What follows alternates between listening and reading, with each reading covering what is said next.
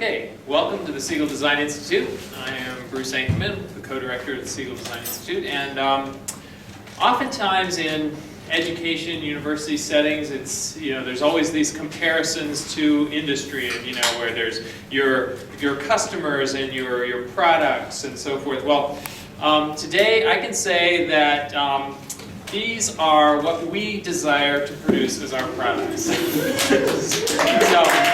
So today you will see Mert and Yuri, who are Northwestern students who have now graduated and are now working in a Northwestern created entity called Design for America. I'm sure many of you know what that is. It's a student group that uses their design talents to make social, local impact. And Mert and Yuri will tell you the story of doing that, but as I said, the purpose of education is to have an impact on people's lives, and then for those people's lives to have impact on others, and that's really what we are seeing today. Mert and Yuri, I'll let you tell your story.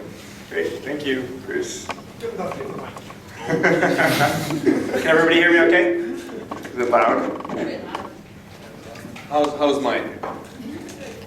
Perfect. So, hello everyone. Hello. Thank you all for coming. This means a lot to us. I mean, me and you were the annoying kids who sat at the front and asked questions about 8 months ago. So it's not so far away that we graduated. But this really means a lot for us, and so thank you all for coming. So first, a little bit about Mert and Yuri. Yuri, why don't you start? What did you study at? Sure, so we thought we'd introduce ourselves because we don't know everybody. We have a lot of familiar faces, but so my name is Yuri and Malina. I'm from France originally, but I studied integrated science. I was in the ISP program, integrated science. I studied a lot of mathematics and physics and chemistry, but alongside that, I obviously spent a lot of my time in Design for America. We're going to go through that as well.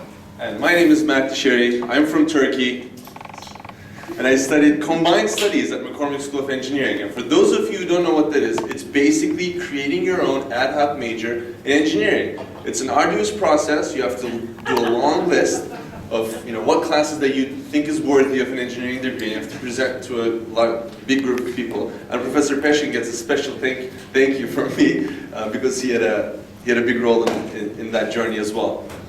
But that's basically who we are. And this whole journey, this entire thing around Swipesense and who we are right now began with the group Design for America. Now, how many of you have never heard of Design for America in the audience now? So again, we don't have to go through basically what Design for America is. But today's story, Swipesense, Hand Hygiene 2.0, basically we'll tell you super snapshot of what it is, and then we'll go back into the story of how it came about. So this is Swipesense. It's a portable hand sanitation dispenser that allows point-of-care hand hygiene. So if you're a doctor, you can just wash your hands wherever you're taking care of the patient. And we collect data on the usage so we can use it to drive behavior change. So if you use it 15 times a day, we have the location and the number of times you used it, so we can actually use that data to make you wash your hands more.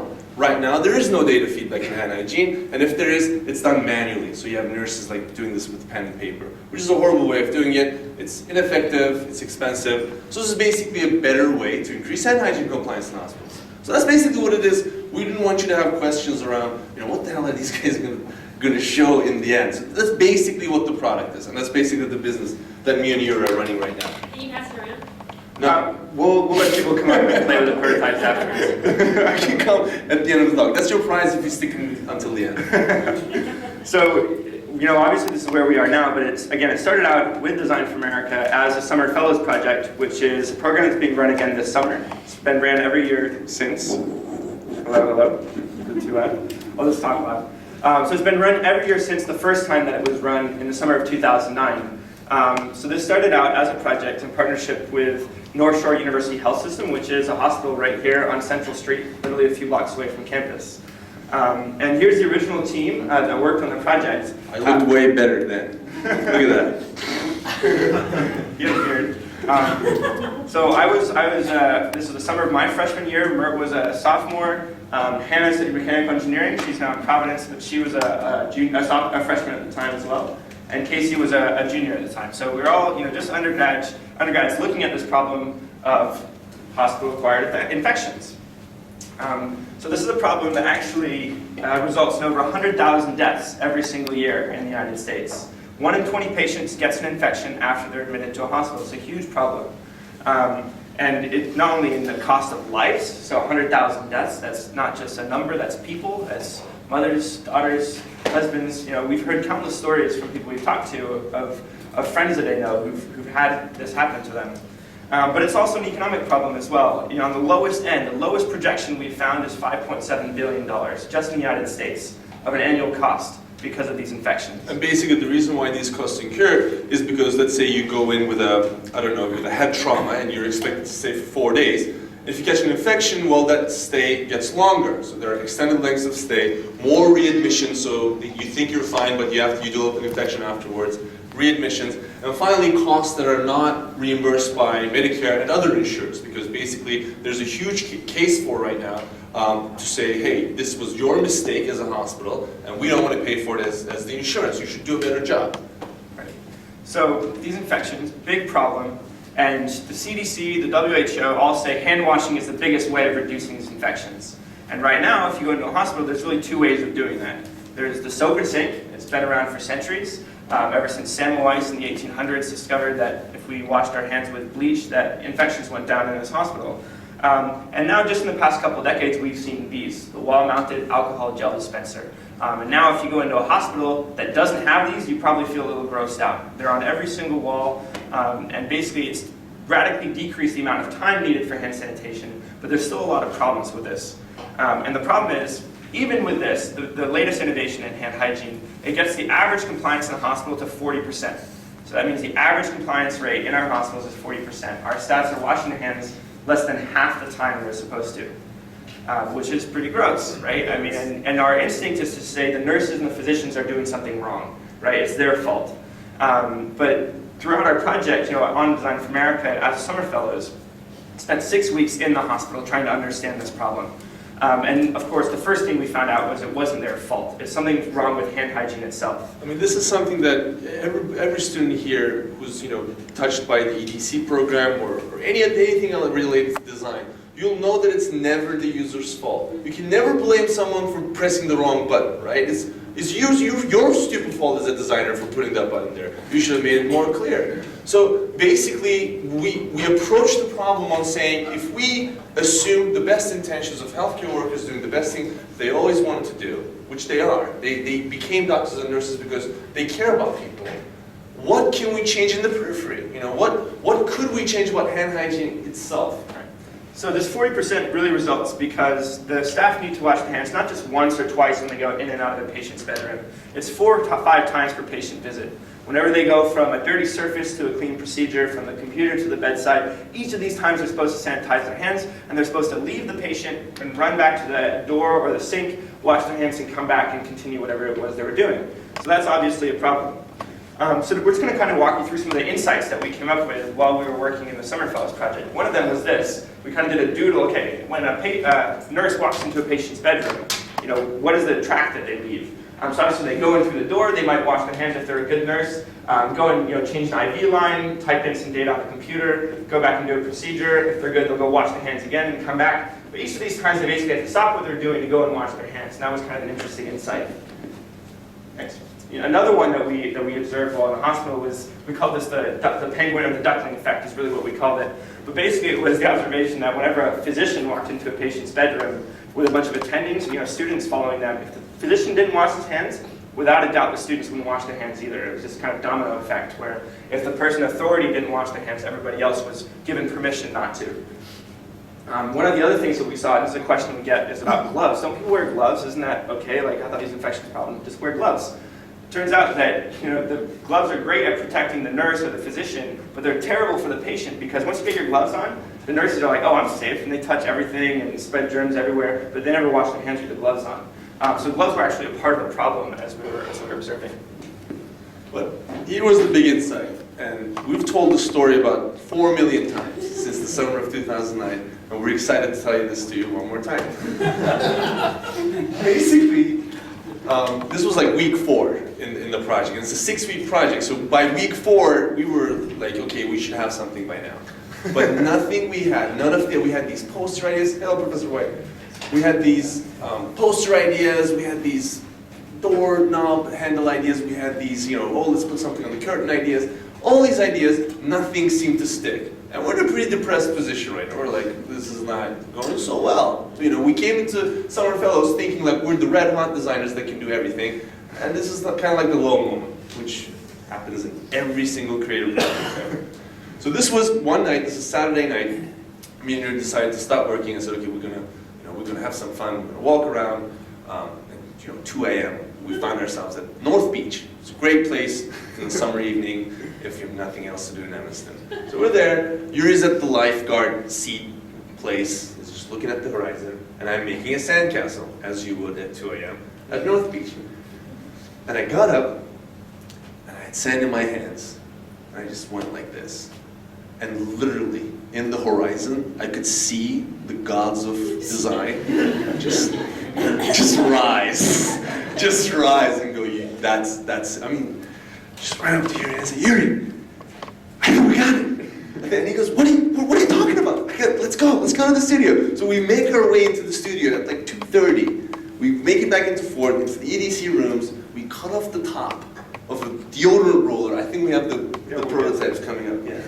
And we make this gimmicky thing, the basic insight being the simplest and easiest way to clean your hands since the age of dawn has been wiping your hands on your pants. You can ask this to a caveman, and they'll probably tell you, yeah, I wipe my hands. My pants are I wish I had pants. This is getting on my legs. Well, it's very instinctive, right? I mean, whether it's a caveman, we even saw this in the hospital, and that was the real important part, is when we went back into the hospital, we saw this again and again. The first person we went to, a nurse we hadn't met before, she actually put down the chart she had in her hand, wiped her hands on her scrubs before shaking our hand. And it was like, we don't even need to talk to you. I mean, it was everywhere, everywhere that we looked. And so that was really the insight that struck with us, and it led to the idea of what was then called MyWipe, which is now called Swipesense. But basically it was, what if we could incorporate this motion that everybody's already doing into hand hygiene? Let's put in hand hygiene right there, where people are already doing it. Like Mert mentioned, we ran back to the studio, made a bunch of crappy prototypes. These were some of the first mock-ups that we made, right there. And here's another one. This is kind of how it would work. It would clip onto the scrubs. You can see it afterwards. We actually have one of those. Yeah, this one. And basically, this is the one which we still hold on today. This is one of the first MyWipe/Swipesense prototypes. And this thing is gross. I mean, you have like kind of mold gel in there, which is nasty. But we love this thing. I mean, we love it as you would love an ugly child. Because, it's so precious in this entire journey because you can't. Well, most of the times, which I find quite frustrating in these, designer or entrepreneurial people who tell their stories, they say, oh my God, look at how awesome Facebook is, or look how awesome this thing is. And usually forget the crappy prototype in the beginning that led to that big, beautiful thing. So I actually like this prototype a lot, and this is going to go into some glass container in my room when I'm very, very old. But this is one of the things that we wanted to tell the young designers in the room who are also doing their projects in DFA, is that you will have crappy prototypes, and trust me, they're going to be so valuable for you. So make sure you hold on to them, even when you break them. But so that's what we ended our Summer Fellows project with, was these foam models, and a lot of excitement at the hospital from the people we worked with. But after the summer, we went back to school. I was a sophomore, Mert was a junior. We were taking classes again, and for the fall quarter, it really sat sat idle. Not very much happened. We knew it. We thought it was a good idea. We got a lot of good feedback, but school picked up and things kind of slowed down. And it's interesting, actually, how it picked back up is I actually ended up in the hospital. That winter, I was visiting my sister at Cornell, and we were playing a game of squash, and I actually had a collapsed lung. It was pretty terrible, but what was interesting is I actually ended up observing the problem of hand hygiene from the patient side, and I reminded every single person that came into my room to wash hands 8 times. I was that patient. But it was shocking. I mean, it was every single person that came in, I saw 8 missed opportunities for hand hygiene. And it reinvigorated. It's like, this is really a problem. It was something that had kind of faded over that quarter. When we left the hospital, we weren't spending time there anymore. It was, just being back in the hospital was like, okay, we need to do something about this. And actually, when I was out of the hospital and I was on morphine, I actually picked up Patents 101 and I wrote a provisional patent for the device. So that's probably why it's not so good. But anyway, so that's kind of how it got picked up. And once we did that, we started talking to a lot of people once we had this provisional out there, because we felt like we could talk about it. And one of the people we talked to is actually my aunt, who's an entrepreneur herself. And we began this long process of, we thought, there were kind of two paths ahead of us. One, we could either become the hand hygiene kings of America and just do just do My Wipe, or we could try and hand it off to a third party who would develop it, and we would collect a royalty in the check if all, in the mail if all went well. What was a little bit naive on our end at the time is that, we thought it was so easy. All we had to do is just, find someone who was interested in doing this, and we could hand it off and sign a piece of paper that says, well, you're now entitled for 3% of the money that's coming in, and you should collect the check of millions of dollars sitting in the post office every month. The reality of the situation is just, in our experience, it hasn't happened that easy. So, sure, there are probably examples of successful people inventing stuff and licensing them off, but for us, we learned this the hard way. But basically, that's what happened with Yuri's aunt. Yuri's aunt came in, I'm going to give you guys 3% of whatever this thing makes, and I'm going to just take it away from your hands so you can focus on your midterms. Which sounded like a phenomenal idea, because we really had to look at our midterms. So that's basically, in an ideal world, that would be a happy ending, right? We hand the patent off, we go on our way, we invent new stuff, and then maybe do the same thing with other things. But that was it for us. Right. And so then, obviously, after that summer, and after we handed it off to my aunt, we thought, okay, My Wipe's going to go on and save, hundreds of thousands of lives. The money that can come back, we can reinvest in Design for America and spread other projects. And that's what we did. We really focused on, okay, now that My Wipe's a success, we spent a lot of our attention and effort on growing Design for America. And when we had this story of Swipesense and My Wipe, a lot of students joined us, and that's also when Sammy Nirenberg, who's in the audience, joined us. She's a rock star. That's, I think, summer 2010. And really, Design for America at Northwestern obviously grew. A lot of the students in this room have now created their own stories, that are well, in advance of what we've done. And, they're taking bigger steps. But also Design for America has spread to 8 other campuses, which is very, very inspiring to see other students now across the country working on their own projects. We even have one person from Dartmouth here in the audience, Shraddha. Hi, Shraddha! And that's really, really inspiring. Here's all the leaders that came out here at Northwestern last summer for a big training on behalf of Design for America. And they were from 8 different campuses. So this is obviously very, very exciting, and that's where the focus had been. All the meanwhile, we're thinking, Swipesense, come on, happen on your own. Why are you not happening? And basically, me and Yuri graduated. Me and Yuri finally finished our little tenure at Northwestern University. And before we graduated, we basically sat down with the leadership in Design for America and said, there are cool opportunities ahead of us, but what we really, really want is to work on Design for America. We want to help Design for America be the biggest thing that it ever can be. We want to help this out. We were there when the whole thing started. We want to see this through. So we basically sat down and said, we're committed to Design for America, but what should we do? If we can write our own job descriptions, which is a great thing to do if you have ever chance to do that. But it gives you a great moment to reflect on what does Design for America really need. Obviously, we're doing a lot of this. We're educating people on how to be designers, how to be leaders, how to work in teams, how to make something happen from an idea stage into something that's more developed, how to create impact in the world. But how to create impact in the world is what really got to us. Because what we wanted to see was, if we're super honest about it, there's not one Swipesense in the world. Now there's a few. But, in our middle of our senior year, as we were deciding this, now we're committed to Design for America for next year, we're going to make this happen, but where's the impact? Where are the 1,000 lives that are saved? Where are the, teddy bears that are out there with kids living with diabetes? Where's the impact? We're doing a great job in getting people who study, anthropology or electrical engineering or psychology, putting them in design teams, giving them a new perspective, but we don't see them through. They end up with a couple prototypes. They end up with like a prototype that's like this level, And there's all of this before it actually gets into something that's meaningful. We're doing all of this, but we're not seeing the impact. So that's when we decided basically, in our job in Design for America, we want to mentor other students across the country. We want to make sure that their studies are successful. But the main thing that we want to hit home is we want to pick a Design for America project and make it happen. We want to create that impact. That's what we want our responsibility to be.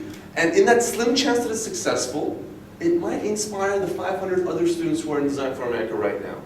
Because we want them to succeed in their projects. We want to lay down the bricks so they can keep doing, they can do what we did much better, much faster, in creating more impact. And so, we graduated, and before we set out on this journey, we took a little break and did another journey. Mert and I actually, that summer after graduation, we went and climbed some mountains in the Alps. And this isn't totally random, it's a little random. We just wanted to put it in there because it's awesome. We also wanted to mention the fact that, across the board in every Design for America project, a big factor of the success is that the team members are friends. Over the course, we built a great friendship with Mert. But we haven't seen a single successful project that's still going today where the team members don't enjoy spending time together. And again, if you're looking to move your project forward and actually try to implement it, we think climbing a mountain is a really good experience. If you can't do that, you're probably not going to make it through to the impact. It's kind of, when you're starting up something like this, it's kind of like getting married to the other person. It's like we live together, I do his dishes sometimes, he did my laundry the other day. It's that kind of relationship. The point being, there are a lot of, this is actually one of the snowstorms that we almost died in that trip. Which is, when you go through something like that, it really, brings you closest to people because you start seeing what really matters. The point is, in every startup, in every entrepreneurial journey, a lot of snowstorms ahead, a lot of bad stuff that you think will never happen, almost makes like by guaranteed it's going to happen. So it's really cool because at the end of the day, me and Yuri can sit down and say, hey man, that wasn't so bad. We can climb back on the mountain. So it's really important that that kind of relationship is there with the co-founder, with the person who's going to be sharing the journey with you. But we started the work. So this is our office that's next door. You guys can stop by anytime you want. We had this sweet desk which we salvaged from one of our fellow DFA members. We got these sweet chairs.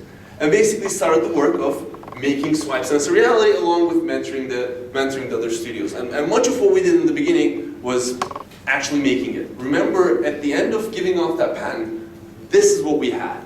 I mean, literally, if you ask me how to develop Swipesense is, this is what I would show you. We didn't have a single working device. All we had was, hey, this could work, probably.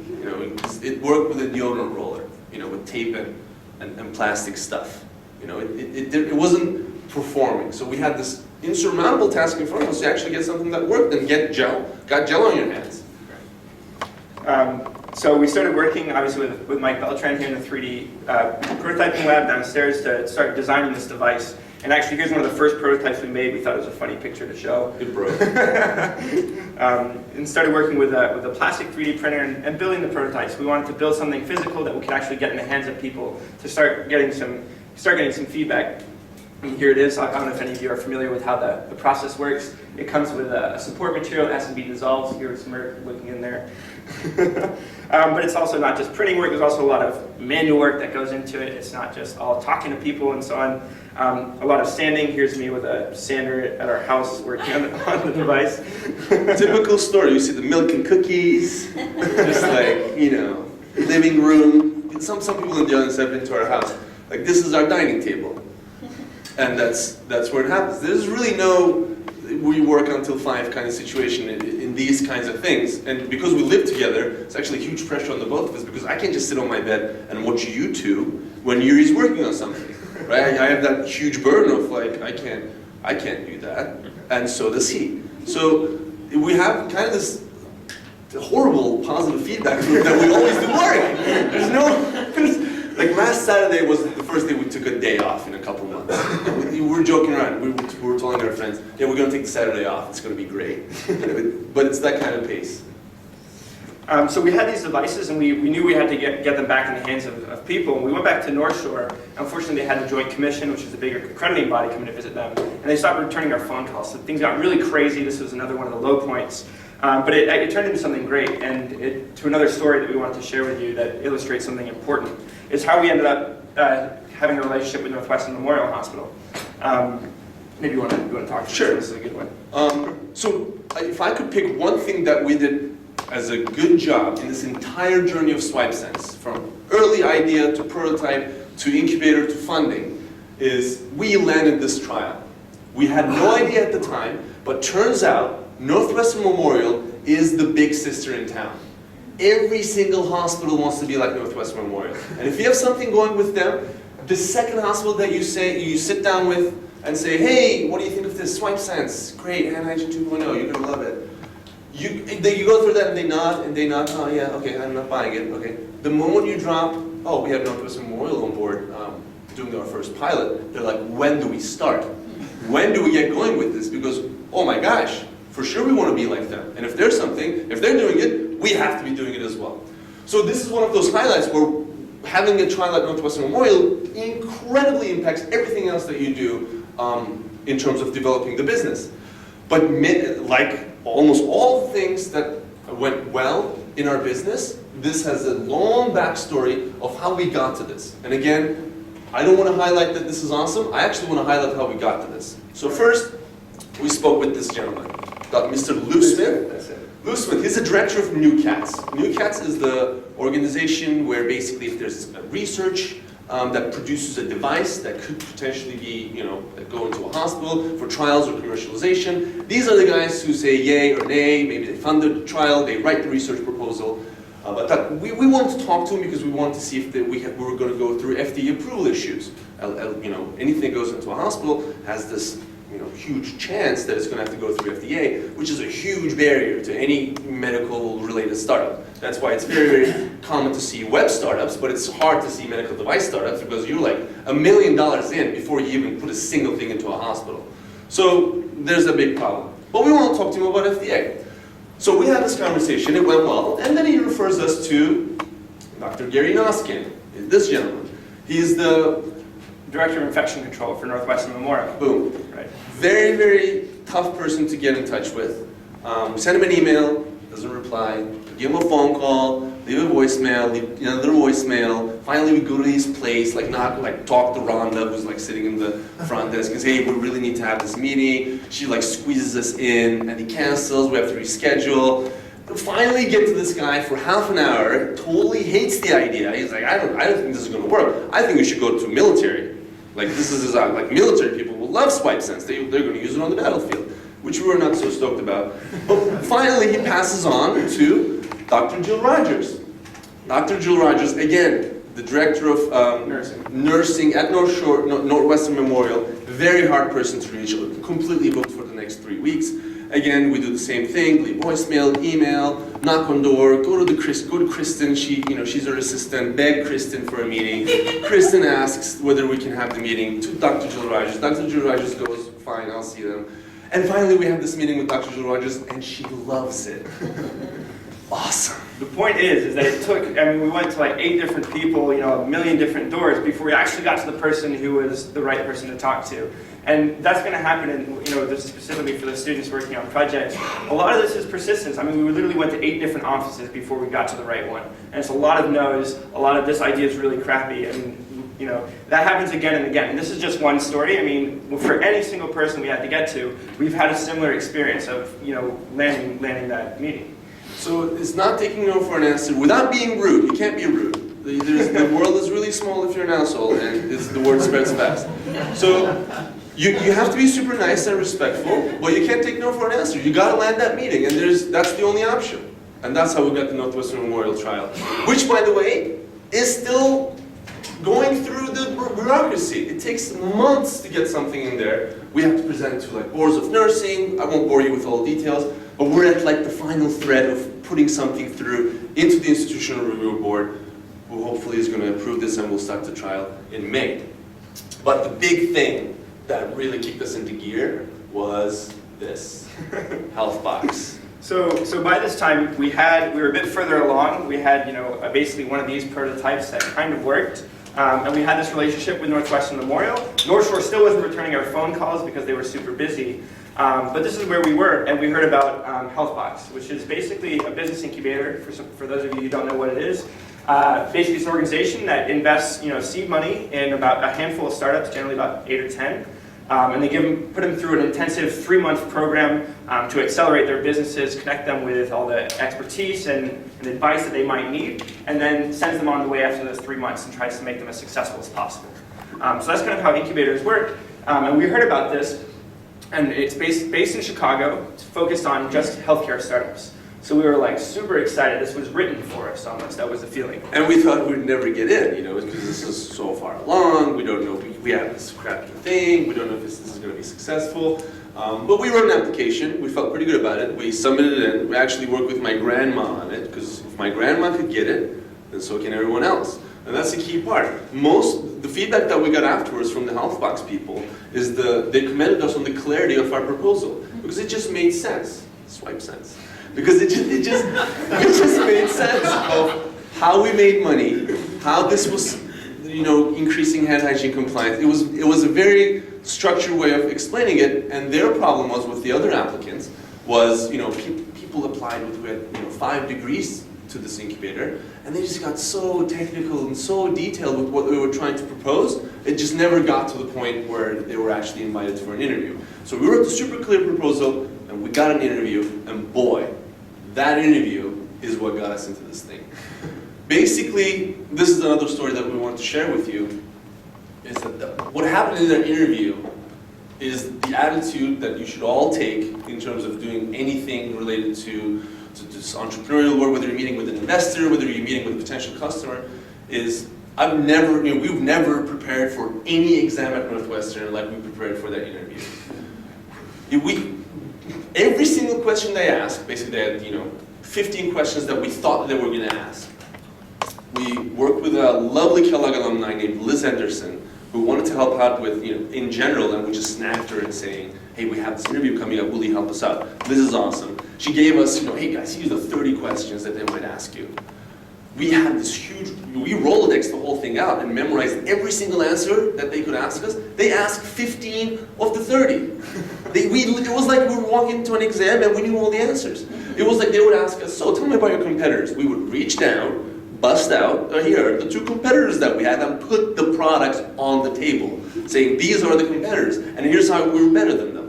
Tell me how much money the hospital is going to save with this thing. Well, let me show you the highlighted research paper from Duke Medical Center that actually tells you the dollar amount that a hospital will get with 1% increase in hand hygiene compliance. And if you don't believe me, you better believe the study.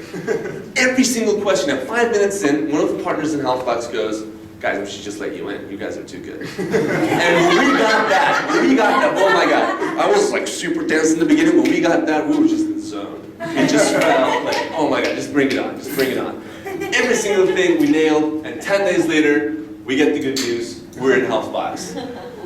It was a very surreal experience. We were like, oh my God, this is awesome. Basically what they give you is 3 things. Cash, $50,000, which is heaven if you're a startup. $50,000 you can do a lot with. You can do a lot nicer prototype, you can go to places, you can buy people food, you can buy CTA passes, which was the first thing that we bought, which was awesome. They take 7% of the company for that, which gives you a valuation of around $700,000. Not bad. What that translates into is that you now have a benchmark of raising more money. So nobody can come to us and say you guys are not worth this much money now, because we already have a very accredited investor saying you're worth at least $700,000. So now that's the low end. The other part is that it makes the whole thing more legitimate. I mean, before Healthbox, we were just 2 excited guys. We're like, oh my God, I'm so excited about this. Swipesense is the greatest thing that the world has ever seen. We kept saying that. After we got into Healthbox, we were 2 excited guys with $50,000 in cash, which is a whole lot different. So the second thing they give you is legitimacy. It's like, wow, there's this, you know, big aura of, wow, people believe in you. And the last thing they get you is contacts. So we got in knowing a couple people at Northwestern Memorial and North Shore. We left with 5 beta customers signed up for this thing. They hook you up. They have an 80+ list of mentors and advisors who are helping out with the teams. You know, these are people, former executives, former entrepreneurs, who are interested in helping out these startups. And they come in and they literally hold your hand throughout the whole thing. And the most beautiful part about that thing, which, you know, 20 years from now, I get really excited about this. 20 years from now, when I do make it, when I do become a successful entrepreneur, maybe it will become later or earlier than that, But there's this beautiful sense of giving it forward. All those people that helped us out basically told us, hey guys, you know what? I was in your shoes once. I was 24, I was 21, and I was working on my idea. And I had great people helping me out. So I want to do the same for you. So there's this great sense of passing this entrepreneurial help forward, which is one of the most beautiful things in the world when you think about it. These people are not looking for an upside. They're not looking for, just, I can make a quick buck on the side. They already have their money. And it's that awesome sense of paying it forward, which is just a beautiful place to be. So once we got into Healthbox, the work really began, I guess. We thought we were already in 5th gear beforehand, and then we found out we actually had like 9 or 10 gears. And things really kicked up. So we started working nights. Here's a picture of Mert working on our electronics. Here's a bowl of ramen that we ate a lot of. It really was, not a lot of sleep. It's a lot of work, a lot of working. People, you see newspaper articles or big presentations and stuff. This is really what goes into it, and it's not, you might hear it, but I think seeing the pictures kind of makes it real. Again, our living room. That's where our logo comes from? Yeah, that's how we came up with our logo. It's basically a slice of the roller, which is the heart of the whole thing. So we kept building a lot of prototypes. We also had some students come down and visit. We thought we'd give a shout out to Scott, and who came down and visited us. And Lauren, you guys are rock. But then we also started talking to a lot of people with the legitimacy that Healthbox gave us. A lot of people started answering our phone calls. Before that, we had trouble getting callbacks from different manufacturers or suppliers we wanted to talk to. This is one of them, Costa, who didn't answer us for about a month. And then when I emailed them that we were in Healthbox, we got a phone call like 4 hours after I sent out the email. It was ridiculous. Anyway, there's a picture of us with them. These guys make pumps, so they manufacture the pumps that we put into each Swipesense. Yeah. Another thing that we did, I was out in California, and we found a plastic supplier that actually produces raw plastic from waste streams. So they take old plastic products and actually get plastic pellets that you can then put into new products. And this is me visiting them out in California while I was there for Christmas. But it's just interesting that we're thinking about can we build this product sustainably right from the start. Instead of something that we do down the line, let's get our plastic sourced right from the beginning, straight from the recycled waste stream. So this is a company that we're going to be working with to source our plastics as well. Our gel supplier, obviously we made a great relationship with Medline, and they're supplying our gel for free, and this is all built on relationships that, again, eight knocked doors, and finally we got to one person at Medline who had some excess gel in her hands and said, I don't know what to do with these, and we had a great idea what to do with them. So we get crates of this stuff, so if you're looking for hand hygiene stuff, we'll give you a bottle. But then we knew we had to kind of move beyond the 3D printing stage of these kind of prototypes, and we found a company called Hatcher Associates. This is John Zucchini. This is really highlighting the relationships. These are all relationships. They're all people behind these businesses, these partners that we've been working with. This is an Italian-run company that's been in Chicago for 50 years, and we've banged on his door about 30 times, and slowly now we're friends. We joke around. And here's a picture of them pouring our polyurethane molds. That's this device. We can talk to you about how that's done. Jose and Jesus, they're great guys. Yeah. And putting our logo on the front of the device there, which is pretty cool. And kind of one of the almost last stories we wanted to tell you is, all this building of the devices and talking to people, we really quickly got out of touch of testing and kind of out of touch with our users and the people who are going to use this thing. This is a picture from a focus group that we held at Northwestern Memorial. And we got a lot of, they didn't really like it, I don't know if you can tell. The person on the left actually has in her hand, and she's not smiling over there. Does she look happy to you? She's not saying, I'm going to give this to my girlfriend or boyfriend, as a gift item. So basically, this was one of the cold, hard splashes in our face. Is we did all this development work, and we thought we were okay. Now we're there. The mountain has been passed, and we take it to our users, and they hate it. And we go, this totally sucks, guys. And it's just one of those rock bottom moments. Like I've said, it happens many times in an entrepreneurial journey. It was not a happy moment. Let's just leave it at that. It was just we were pretty sad. Right, and then a second punch came. We already knew about some competitors. We found out about another one that was already out there. It's a portable gel dispenser. But this is one of the other final points. Is a lot of people stop what they're doing because somebody's already done this, and that's kind of the feeling we had. Is kind of like a punch to the stomach. But we actually got our hands on these things, and this is what happened when we used them. Was they exploded, and you quickly realize there are people doing what you're doing, but chances are they're not doing it well, and that's why the problem's still there. So that was another thing that we really wanted to illustrate and this was kind of a slow climb out of that low. When we had that low from the feedback from the users, we found out about those competitors. You just stay on the horse and you keep going. So we got our hands on these devices, and obviously they were really terrible. And we went back to our users and reminded ourselves, this is one of them that actually liked the device, was that the problem's still there. I was talking to people, was that... Slight smile, you can see, like, that's good. If we can get that, we're good. Was how serious the problem was. Maybe our device wasn't perfect and there's still a lot of problems, but the problem was serious, and we picked a good problem to work on, 100,000 deaths. And these people needing to wash their hands 100 times a day. The problem was still there, and that's really what kept us going. So we went back to the drawing board and did a lot of work. We had some work, help with IDEO through Healthbox. They did a couple sessions with us, which was fantastic. And this is kind of some renderings of where we've gotten to. It's obviously a little smaller, and it looks really sexy, I think. These are the hubs that go into the walls to basically track the usage of the devices. Look at how beautiful that thing is. Can we just go back to that? Okay. Look at that. So really where we are right now, we have the devices and the electronics working on the tabletop, and it visualizes the hand hygiene data, so whenever somebody swipes their hand on the device, it's recorded in a web application that's then available in real time. And that's kind of where we got to. That was our experience through Healthbox. You know, it's a lot of work, a lot of talking to people, talking to users, and a lot of development. And this Finally, this arrived. Right. 7 days left. So this is the big demo day event, which is it's the final story that we want to share with you. Basically, at the end of Healthbox, they put 50 grand in each of these companies, and what they do is they pool in hundreds of investors. We had a total of 250 accredited investors in the audience, a total of 400 people, you know, friends and family, loved ones, and people with giant checkbooks. And you get out there, you have 12 minutes, no questions, and you write home the story, basically. Every team has 12 minutes to pitch the idea and just do a home run. It was one of the most nerve-wracking, most stressful things that I've ever experienced. And you know what's different about this one? You see it coming. You see it coming from miles ahead. You know it's going to be at 3:15 on April 4th, and you better be ready for it, son. You better be ready for it.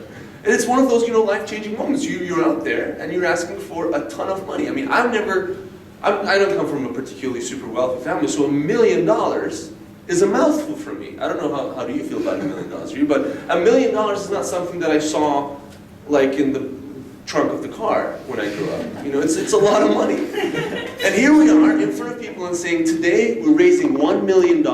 This will give us an 18-month runway, blah, blah, blah. It's a lot of money. And you have it happening right there. It's really, really surreal. I hope every one of you in the audience can experience it one day. But that kind of stress, I mean, we went through it and it was awesome. I don't remember much else that rest of the day. My mind completely shut off. Like I went into complete muscle relaxation mode, just sat down and didn't do much for the rest of the day. And the presentation went fantastic. So you might have seen we made it to the cover of the business section of the Chicago Tribune, which was fantastic.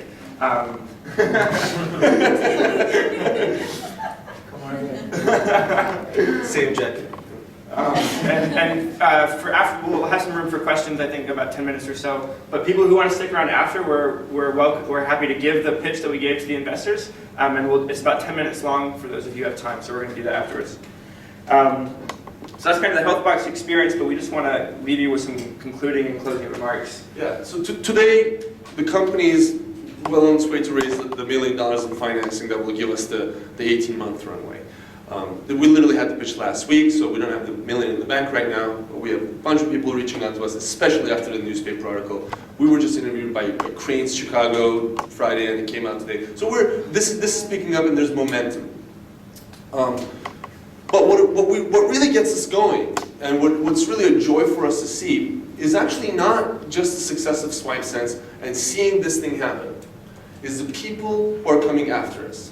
There's an army of people in Design for America today who are doing it better, who are doing it faster than we did, and are going to go far, far more.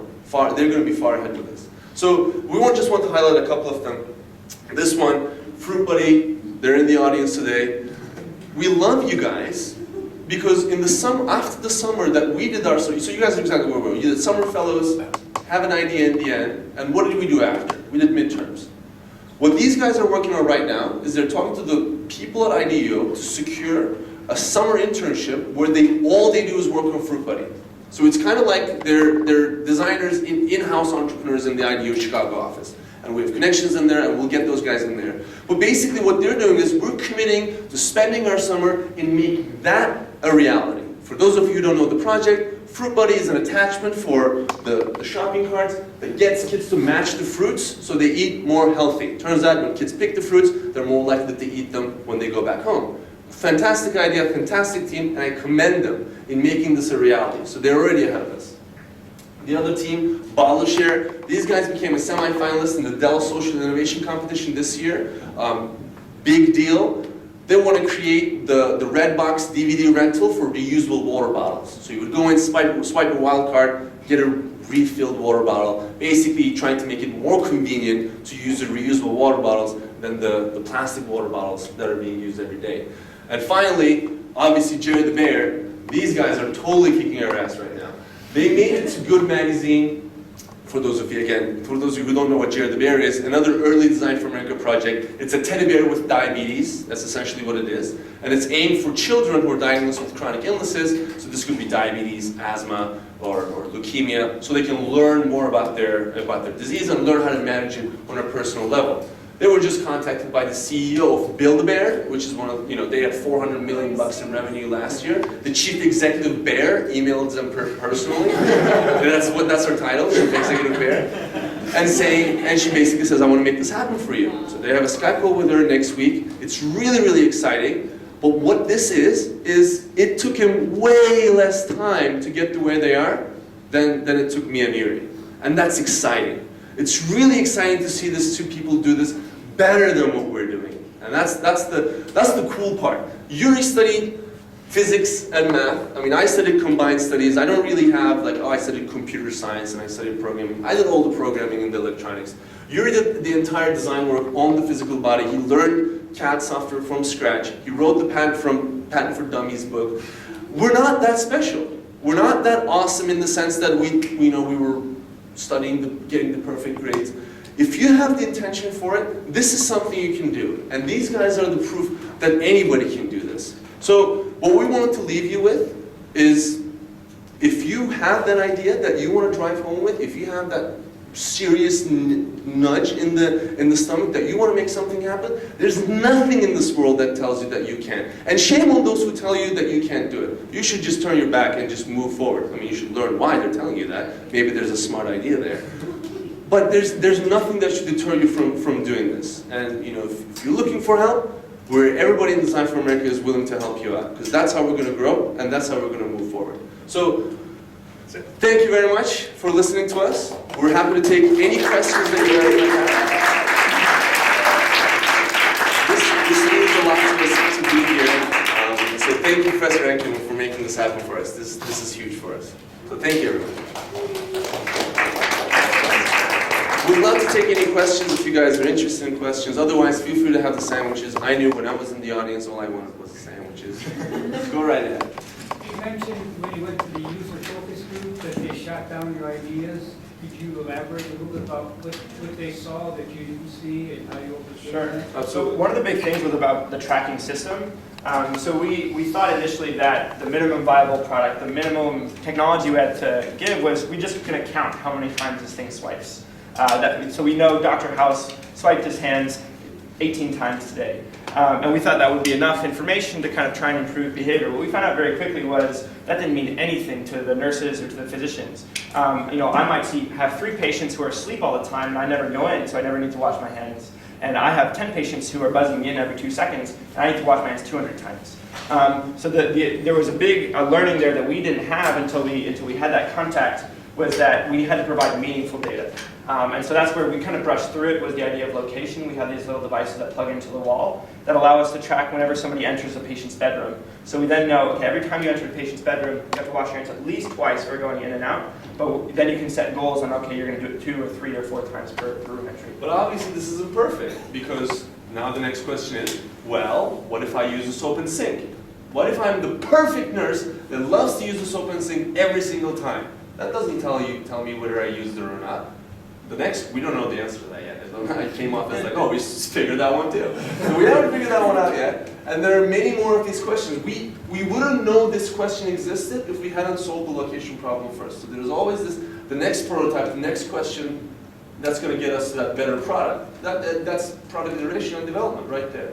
And if we were to look at it and say, oh, this thing doesn't work, might as well move on to the next thing, it's almost not doing it justice to the idea itself.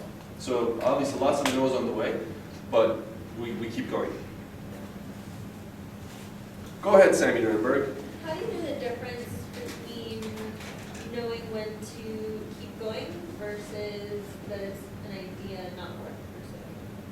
Like, what if it's just not a good idea? How do you tell the difference? If you're that passionate and committed, and you say, I want to implement something and make an impact in the world, and you're very driven in that sense, how do you tell the difference between that drive and whether or not it's actually a good idea? No, I think that's a really good question, and I think for us and for me, how I make those decisions is to keep our eye on my eye on the challenge and the problem and what we're trying to solve. So I think constantly, whenever we're back in the hospital, we're reminded about how big of a problem and the challenge that we've chosen to tackle. So the hospital-acquired infections are there. It's in the news. It's constantly there. Everybody we talk to in the hospitals, signs everywhere. The challenge is there. Now, when it comes to the idea itself and whether it's something that you should toss out or keep, for us, it really comes to the contact with the user, and is it something that they're interested in. So it's kind of the idea of pivoting, and this is something we learned through the Nuvention web course that we took here. So it's, midterms might not all be, we talked a lot of trash, I think, about midterms, but I think, there are some things to be learned, obviously. But the idea of pivoting is that you keep one foot on the part of the idea that's good, that you've gotten external feedback and validation on, and you use the other foot to kind of add, test out new concepts and kind of move your idea in different directions. You don't toss the whole idea out of the picture. There's a good question about, what's the process of getting you to that first leg on an idea, and I think, if you're interested in that, that's the whole idea behind Design for America and the school year studio and summer studio that we have, is the whole human-centered design process of getting you to that first foot on a concept. Fruit Buddy, I think, is a great idea, but they're going to have a whole lot of movement and a whole lot of transformation to go, before that is actually something that's going to hit the market. An example of that is that it's no longer a deodorant roller. Right, yeah, that's a really good point. Explain that. So initially, the first idea that we had in the patent that we wrote was it was going to work just like a giant ballpoint pen or a deodorant roll. You just wipe your hand on it, and by contact, the gel would be transferred. And something that we found out by both talking in the hospitals and talking to Ken Liu from the New Cats was for the FDA, to not have to go through the FDA process, we would dispense a constant amount of an already FDA-approved gel. And this doesn't dispense a constant amount. And that was a big challenge. So we had to go back and iterate the physical design to dispense a constant amount of gel every time. And that's when we came up with a new mechanism with a cam that basically rolls to push down a pump that depresses spits out the gel. So that was another iteration that we had to do of pivoting, right? We didn't throw out the whole idea of swiping. Oh, swiping doesn't get us a constant amount. It was, okay, what's a new mechanism that can get us that constant amount? That's a good question. Thank you. And by the way, this is not as, again, I want to emphasize, it's not as rosy as it sounds. Like the week the week in between you realize that thing doesn't give a constant meter dose, and the week after that you actually figure out, oh, we can do this with a cam and a pump, is a very dark and lonely place. And that's the place where you go, man, this is not going to work out. Like, I've been working on this for a while now, and this is not going to happen. That's the tough part. That's the part where you need the mentor to say, hey man, don't give up. You can muscle through this. For us, it was our girlfriends. We have awesome girlfriends. They totally give us the thumbs up, even when the whole thing doesn't work. So that week is not a happy moment. It's easy to say, oh, we had the deodorant roller, and now we have this cam mechanism. Oh, awesome. It just took us 45 minutes to come up with it. It didn't. It took us a while. And you can't give up in between, and that's the other part. Yes, Professor. Do you think if you found out about the portable dispenser that explodes, back when you had the idea about, oh, something you can wear, would you have given up then? That's a really good question. Not to have invested in the device? Great question. That's a really good question. And, we'd actually, we had found out about a couple of them out there, but we thought that our real value add was a swipe. But it's something that we've heard again in Design for America projects. Again, is, oh, somebody's already doing that. That idea is already out there. And one of the, we tried to hit it home in this story, but it's that if the problem's still there, chances are, no matter what's on the market, it hasn't really solved the problem. And so the first thing that we did, this is something that, a strategy that we've adopted again and again, is take what scares you the most, which might be a competitor out there, and run straight at it. So we bought those products, we got them in the studio, we wore them around for days, and quickly found out that there's a lot of problems with those things, and there's a big reason why those things aren't out there. And that's something that we've tried to advise our students in DFA, is it might be out there, why don't you take it, figure out why it's not why the problem's not fixed, and figure out how you can do it better than them. Use what they've already done to make it better. And so it's a good question. We had found out about them. I think we initially, for a lot of students, it does stop them from keep going, and we're trying to very much to, have that propel them instead of, have them shut it down. Yes, Professor Peshkin. I'd love to hear your 10-minute pitch. Okay, so at this point, I'm assuming some people in the audience might already have commitments at 5 o'clock. So we'll let you guys go. For everybody who wants to stay around, we'll do the pitch as heard last Wednesday. Our tradition at Segal is to give a Segal Design Institute space pen.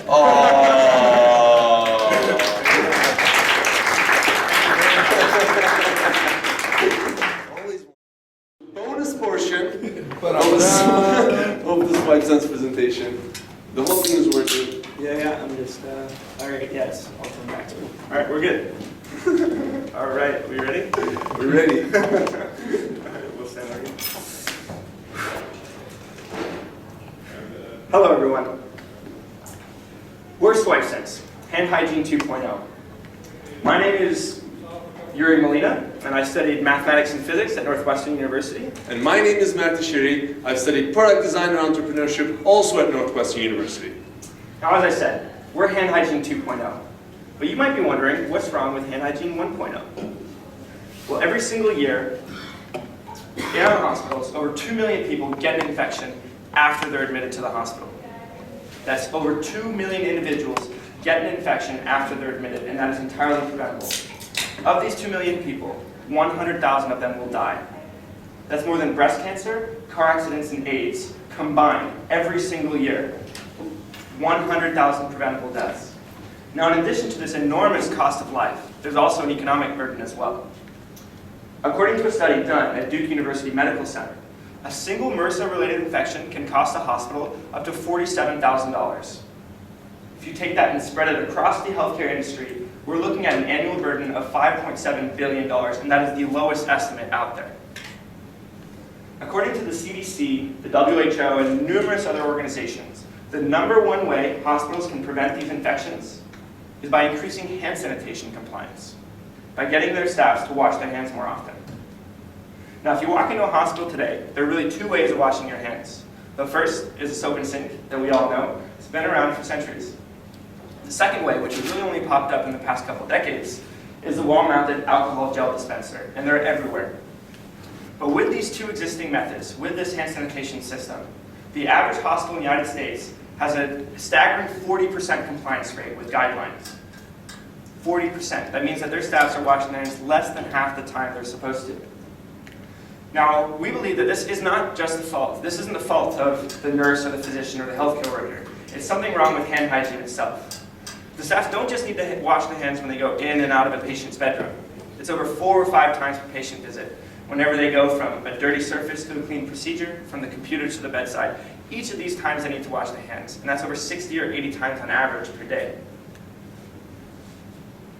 Now, in addition to this first problem with hand hygiene, a lack of access to hand sanitation at the point of care, the second problem lies within how that 40% compliance is collected.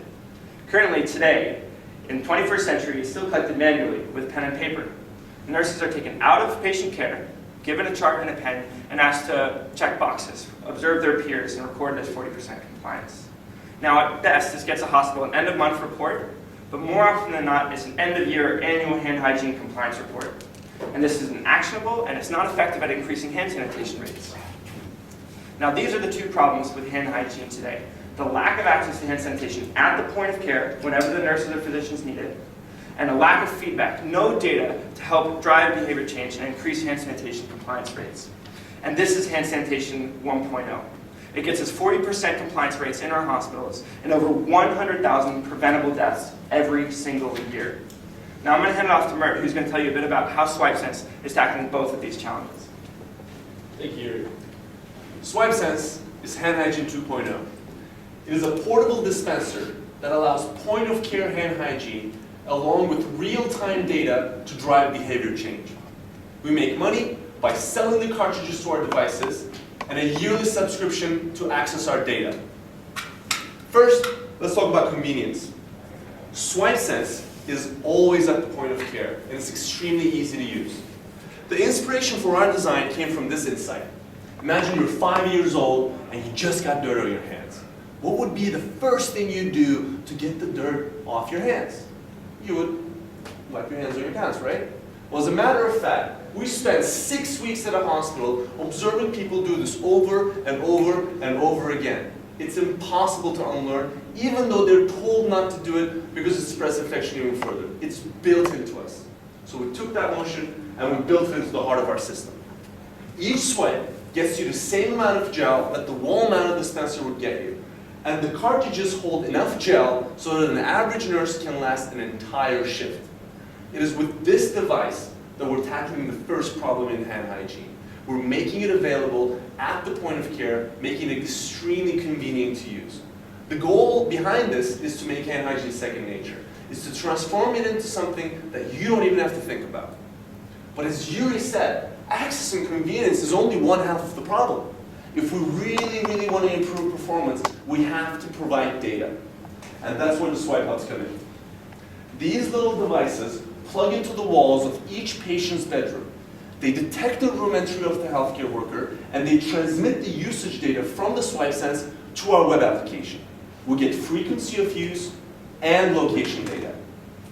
So if I'm a healthcare worker, I can, at the end of the day, log into swipesense.com and see today I visited these 10 rooms, and on average, while I was in those rooms, I swiped my hands 1.5 times, on average.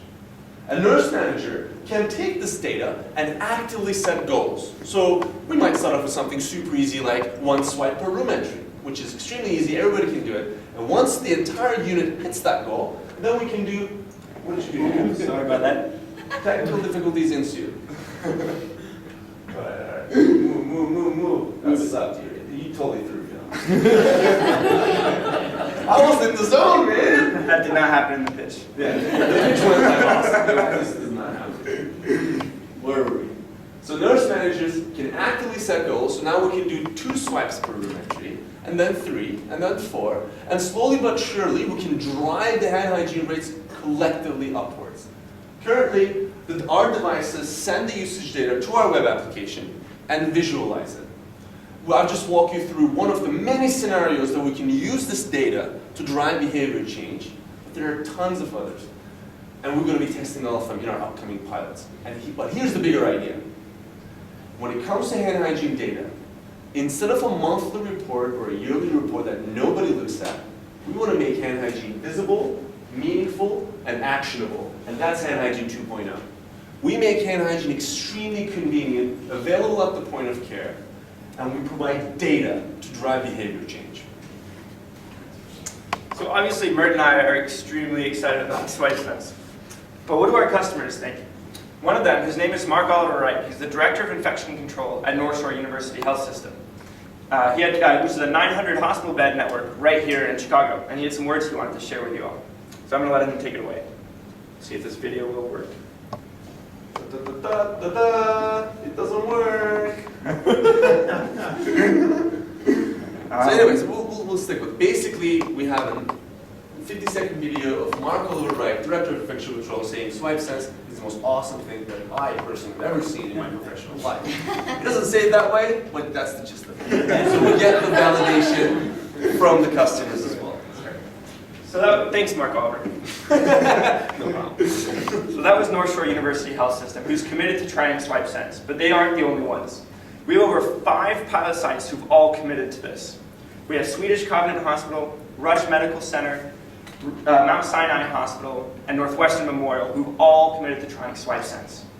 But in addition to this, Northwestern Memorial, we've been working extensively with their nursing staff to set up a research study where we'll be collecting compliance data both before and after our devices go in and publishing a research paper laying out the effect of Swipesense on hand sanitation compliance. Now, I just want to highlight the enormous amount of interest we've gathered just in our past couple months at Healthbox. Our 5 beta customers span the range from academic medical centers to community hospitals to urban trauma centers who all see the potential in Swipesense to reduce these infections. But Mert and I are fully aware that no matter how effective Swipesense is at preventing infections, it will never scale unless it makes economic sense as well. So now I'm going to walk you through the cost structure of our system so you can get a better sense of our business model. So for an average 200-bed hospital today before Swipesense, as we talked about earlier, they have on average a 40% compliance rate. With this, they're looking at roughly 300 preventable infections every year, and that results in almost $1 million in preventable costs. And again, that's the lowest estimate that we can find. Now, these costs are primarily due to increased readmissions, longer lengths of stay, and non-reimbursed care from Medicare and other insurers. So what would this look like for that same hospital choosing to use Swipesense? We would expect to bump their compliance from 40 to 60%, and that's based on the effectiveness of other hand hygiene initiatives in the literature. But we expect we can blow this out of the water, hitting even 70, maybe 80% compliance. But sticking with this 60%, we would, due to prevented infections, our entire system would cost the hospital $190,000. Now that's for gel, devices, and data, the entire package. And with this, the hospital, we project, would experience $400,000 in savings from reduced infections. Now that's not including the reduced costs from the decreased gel usage in the wall-mounted dispenser. So that's over 100% ROI every single year from the Swipesense system, and these are all conservative estimates. Now, I don't need to tell you how many hospitals there are in the United States. And with the average account, with our average account at $200,000 for each hospital, this is an enormous opportunity.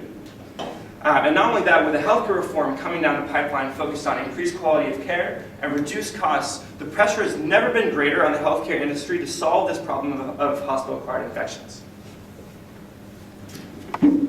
Over the past 3 months, we made leaps in the development of our technology. When we came into the program, we had some flimsy prototypes, a couple of relationships in hospitals, but we've made enormous progress in what we've done in only a span of a couple of months. When we came in, all we had was frequency data. So we could count the number of times that a healthcare worker used each device. But now, we have location data. We can now set meaningfully benchmark goals for healthcare workers to meet and improve their performance. And not only we can do more with that technology, we actually have the costs of each of our units. We start off with $50 per device, now we're well under $20, and we're even predicted to go lower than that. And while we were developing this product, we worked with some of the top IP lawyers in the city to make sure that we're covered on the patent front as well. We understand that it's extremely important in the medical device space. Now, if you had asked us a couple of months ago, coming in here today, on how much money we would raise, we would probably tell you somewhere around the ballpark of $500,000. But we've gathered such a huge response from our partners and beta customers, we've decided to take on more capital and take a bolder step towards solving this problem. Today, we're raising $1 million. With this funding, we'll be adding a third engineer to our team who will be solely focusing on our web application. We'll be allocating funds towards further product development around the physical device, and finally allocate funds towards manufacturing and tooling, which will get us ready for production. This will give us an 18-month runway. And in this 18-month runway, the milestones that we're going to hit is executing the 5 pilots that we've already set up and converting at least 3 of them into fully paying Swipesense systems. Here's what our immediate timeline looks like today. So obviously, we're here, April 4th, we're at this awesome event, and we're super excited to be here. In May, our study with Northwestern Memorial is slated to begin. We'll have the results by July. By August, we'll have the Gen 1 product market ready, and September is our beta customer trial period. And by December, we will convert the first one into a fully implemented Swipesense system. Before we get off the stage, we just want to thank some of the incredible help that we've been getting over the months that make Swipesense possible.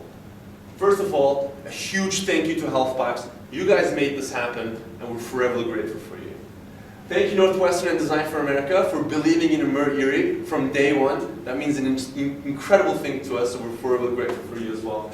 And finally, a huge thank you to each and every one of our mentors who not only helped us grow our company Swipesense, but helped us grow as Mert and Yuri, as individuals as well.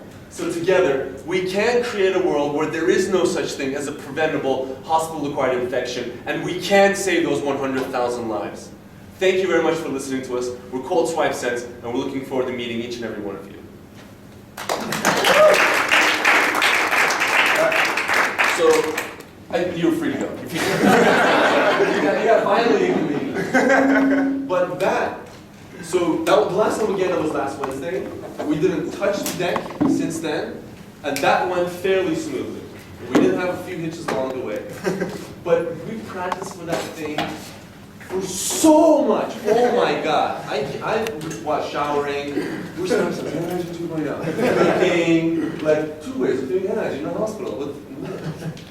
The whole thing is scripted word by word. The whole thing is queued out with slides. I mean, it became a different part of our brain, and that's why we were able to, just do it on the cue, just like that. You can ask me tomorrow over lunch, and I'll do the same thing. I'll do the whole thing. I don't even need it. And you do my part as well. It just becomes that kind of a response. So anyways, thank you guys so much for coming. Happy to stick around if you guys want to chat more.